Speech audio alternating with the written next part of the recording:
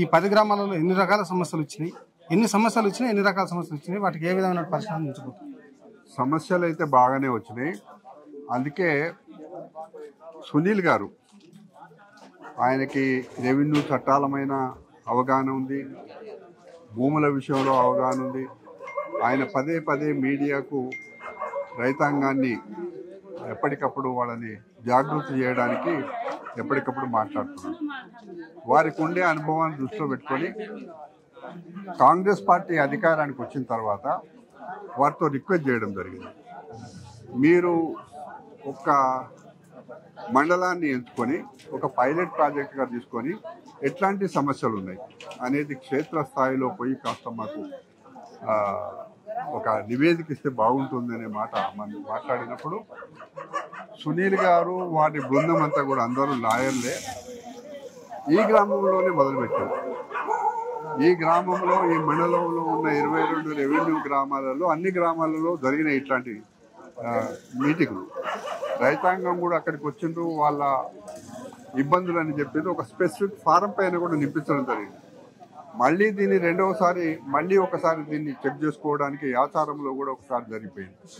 ఇవాళ చివరి రోజు ఎక్కడైతే మొదలు పెట్టినామో అక్కడనే ముగింపు జరగాలనే అభిప్రాయంతో ఇక్కడ మరీ పేదలు, అందులో ప్రత్యేకంగా ఎస్టీలు, లంబాడీస్ ఎక్కువ ఉండే ప్రాంతం కాబట్టి ఈ గ్రామానికి ఎంచుకోవడం ముగింపు కార్యక్రమం చాలా సంతోషం. అందులో వైఎస్ రాజశేఖర రెడ్డి గారి పుట్టినరోజు కూడా ఇది. ఏదేమైనా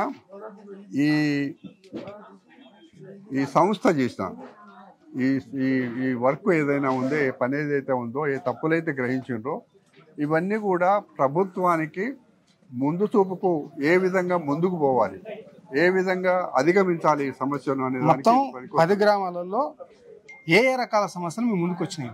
చూడండి, కొన్నేమో వాళ్ళకి అప్పటికే కాంగ్రెస్ పార్టీ అధికారంలో ఉన్నప్పుడు ఇచ్చిన పట్టాదారు పాస్ పుస్తకం ఉంది, దాని వెంబడి ఇంకొక టైటిల్ బుక్ ఉంది. ఈ రెండు ఉన్నా కూడా ఈ భూముల రికార్డుల ప్రక్షాళన సమయంలో హక్కుండి పత్రాలుండి కూడా అవి నిషేధిత జాబితాలో పెట్టింది. రెండవ సమస్య ఏంటంటే వాళ్లకు 5 ఎకరాలు ఉంటే 2 ఎకరాలే నమోదైంది. మూడవ సమస్య సర్వే నెంబర్లు తప్పుపడ్డాయి.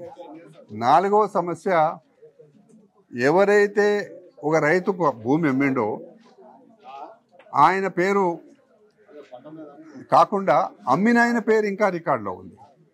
అంటే ఒక్కటి కాదు, అనేకమైన సమస్యలు గతంలో ఎప్పుడు లేదు సుమా. ఈవెన్ జాగీర్దారులు, జమీందారులు, లేకపోతే ఆనాడున్న ఈ తెలంగాణ వ్యవస్థలో పటేల్ పట్వారీ వ్యవస్థ ఉన్నప్పుడు కూడా ఇంత తప్పులు జరగలే. కానీ టీఆర్ఎస్ ప్రభుత్వం అధికారానికి వచ్చిన తర్వాత భూముల రికార్డుల ప్రక్షాళన పేరుతో 17 మొదలైతే ఓ కంపెనీకి అప్పచెప్పడం, అనుభవం లేని కంపెనీ, తర్వాత ఆదరాబాదరగా పట్టాలు ఇవ్వడం, పట్టాలు ఇచ్చిన తర్వాత ఆనాడు పట్టాలు ఇచ్చే ఆలోచన కేసీఆర్ గారికి కేవలం ఓట్లు తీసుకోవాలి అనే దురభిప్రాయంతోనే ఆదరాబాదరగా హక్కున్న వాళ్ళకు కూడా పుస్తకాలు రాకపోవడం వల్ల అనేకమైన చిక్కులు వచ్చినాయి. ఇవన్నీ చూస్తే మరి అనుభవం ఉన్న ముఖ్యమంత్రి 10 ఏళ్ళు ముఖ్యమంత్రి చేసిండు, నేను 1000 పుస్తకాలు చదివినా అన్నాడు. ఆయనకి దగ్గరనే రెవెన్యూ ఉండి, శాఖ ఉండి కూడా ఇన్ని తప్పులు జరిగినాయి. ఏనాడు కూడా ఒక్కరోజు కూడా రైతాంగం అంతా ఊరేసుకుంటుంటే, రైతాంగం అంతా ఇబ్బంది పడుతుంటే ఏమి జరిగింది అని చెప్పి క్షేత్రస్థాయిలో అధికారులను ఆదేశించి తప్పు సరి చేయడానికి ప్రయత్నం చేయకపోగా ఎన్నికలలో కూడా మమ్మల్ని ఏమన్నాడు, ఇగో వీళ్ళంతా ధరని బంగాళాఖాతం వేస్తారట, మళ్ళా బ్రోకర్లు వస్తారట అనే పద్ధతులు మాట్లాడిండు. అంటే ఆనాడు ప్రభుత్వానికి పేదలకు భూమి హక్కు కల్పించడానికి చేసిన ప్రయత్నంలో పైపైననే చేసింది, కానీ ఆనాటి ప్రభుత్వానికి ఉద్దేశం వేరే రకంగా ఉండేది. ఇవాళ మీరు మీ మండలంలో వచ్చినటువంటి దాదాపు 2200 సమస్యలు 10 గ్రామాల్లో వచ్చినాయని చెప్పి అంటున్నారు.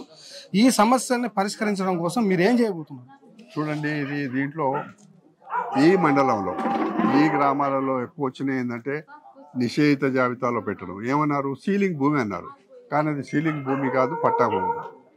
పరిష్కారానికి మీరు ఏం తీసుకోబోతున్నారు? ఇవి ఇప్పటికే కమిటీ ద్వారా రెవెన్యూ మినిస్టర్ గారికి, సంబంధిత అధికారులకి రాతమూలకంగా ఇచ్చినాం. ఇవి పరిష్కారం చేయడానికి పెద్దగా సమస్య ఎదురు రాదు. అందులో చట్ట ఇబ్బందులు కూడా లేవు. దీనికి చట్ట ఇబ్బందులు ఉన్నాయి, వేరే ఉన్నాయి. కానీ ఈ చిన్న చిన్నవి సమస్యల పరిష్కారానికి వాళ్ళ భూమి ఎంతైతే ఉందో విస్తీర్ణానికి రాకుండా తక్కువబడ్డాయి కానీ, సర్వే నెంబర్లు తప్పు కానీ, ఇంకోటి కానీ, లేకపోతే భూదాన భూమి పేరు మీద రాయడం కానీ, సీలింగ్ పేరు మీద రాయడం కానీ, ఇవన్నీ కూడా పరిష్కారం చేయడానికి తహసీల్ ఆఫీసులో డ్రైవ్ పెట్టినాం. ఆ డ్రైవ్లో తహసీల్ ఆఫీసర్లందరూ కూడా దరఖాస్తులు తీసుకొని దాన్ని పరిశీలన చేసి కలెక్టర్కి పంపించారు. ఇంకా కొన్ని మిగిలిపోయినాయి. కలెక్టరు ఇవన్నీ కూడా ఆన్లైన్ చేయడంలో దాదాపుగా ఇప్పటికే 1,00,000 దరఖాస్తులు పరిశీలన చేయబడ్డాయి. దాన్ని ఆన్లైన్ కూడా ఎక్కించారు.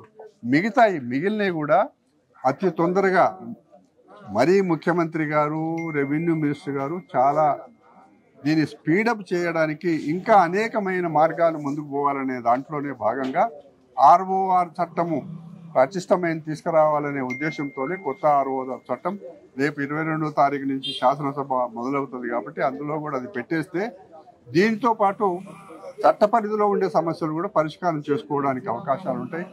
నేను మీ ద్వారా మీ మీడియా ద్వారా నేను రైతాంగానికి మనవి చేస్తున్నా, మీరు ఏ విధమైన అధైర్యపడవద్దు, అఘాయిత్యాలకు పాల్పడకండి, ధైర్యంగా ఉండండి. మీరేవైతే మీరు కబ్జాలో ఉండి తరతరాలుగా మీకు భూమి హక్కు ఉండి పానీ కానీ, లేకపోతే గతంలో ఇచ్చిన కాంగ్రెస్ పార్టీ ఇచ్చిన పట్టదారు పాస్ పుస్తకం కానీ, ఇవన్నీ మీకు ఆధారాలు ఉన్నాయి. మీరు ఎందుకు భయపడుతున్నారు? తప్పులు జరిగినాయి గత ప్రభుత్వంలో. ఈ ప్రభుత్వం సరిదిద్దడానికే ఈ ప్రయత్నం చేస్తున్నది. ఈ ప్రయత్నం చాలా పగడబందిగా ప్రయత్నం జరుగుతుంది. గతంలో జరిగిన తప్పిదాలు పునరావృతం కావద్దు, మళ్ళీ ఇబ్బంది పడవద్దు. దీనికి టైం బౌండ్ ప్రోగ్రామ్ అనేది ఉండదు కోటిరెడ్డి గారు. ఎందుకంటే భూమి అనేది మారుతూ ఉంటుంది. ఇప్పుడు కొత్తగా ఏమైపోయింది, ఎప్పుడో పెళ్లి చేసుకున్న అమ్మాయిలు మళ్ళీ వచ్చి మాకు భాగం ఉందని అడుగుతున్నారు. దాన్ని ఎట్లా పరిష్కారం చేయాలి?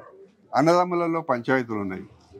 అందువల్ల ఇవి కుటుంబ సమస్యలు ఉన్నాయి. కొన్ని ఏమో కోట్లలో ఉన్నాయి, లేక చట్టపరంగా 3 రకాలు ఉన్నాయి. కాబట్టి ఇవన్నీ కూడా ప్రభుత్వం గ్రహించింది, కమిటీ కూడా గ్రహించింది. దీన్ని ఖచ్చితంగా మాకు ఆనాడు ప్రతిపక్షంలో ఉన్నప్పుడు రేవంత్ రెడ్డి గారు ఎంత పట్టుదలతో వ్యవహారం చేసిండో, ఇప్పుడు ముఖ్యమంత్రి అయిన తర్వాత కూడా ముఖ్యమంత్రి గారు కానీ మొత్తం క్యాబినెట్ కానీ ఏకాభిప్రాయంతో ఉన్నది. అందుకే మేము అప్పీల్ చేస్తున్నాము.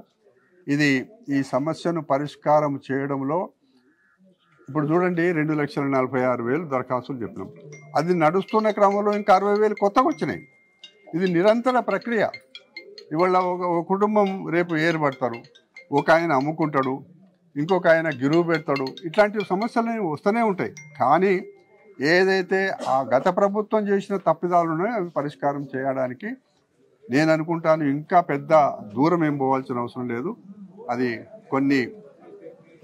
ఇది జూన్ నెల కదా, జూలై కదా ఇది. మేము ఎప్పుడైతే రైతు రుణమాఫీ 15 ఆగస్టు పెట్టుకున్నాం, రైతు భరోసా కూడా ఇవ్వాలి. ఈ 2 కూడా భూమికి సంబంధించిన సంబంధాలే ఉంటాయి. రైతు భరోసా రావాలంటే భూముల రికార్డు సరి చేయాలి. అందువల్ల అప్పటికల్లా ఆగస్టు ఆఖరికల్లా ఇవన్నీ కూడా పరిష్కారం అవుతాయనేది విశ్వాసం నాకు ఉంది. Thank you sir.